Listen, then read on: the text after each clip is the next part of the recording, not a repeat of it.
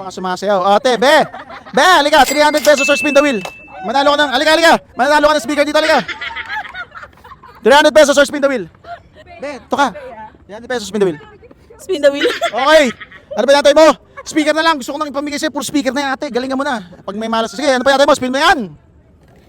Maraming salamat, HMR. Speaker na ba? Ay! Tatlong speaker. Pag dito ka. Congratulations, ate! Nanalo ka ng speaker! Yee! Ate, isang, halika dito, ate. Isang kembot nga dyan. Alay, Ay, di ba? Ate, ito sa'yo na to. Maraming salamat. Ano nararamdaman mo ngayon? sobrang saya! Yan, sabi siya! Ano ba yan? It's a prank! Dito. Uwi mo na ate, bye-bye. Ate, sino gusto mo pasalamatan? Thank you po sa HMR Trading House. Yan. Yan po, thank you so much. May gusto ko ba i-shoutout? Shoutout po sa family ko at sa mga friends ko na sa gilid. Yan. Shoutout din sa inyo. Okay mga buso, yun lang. Maraming salamat. You follow sa akin for more videos. Ay, hindi pa pala.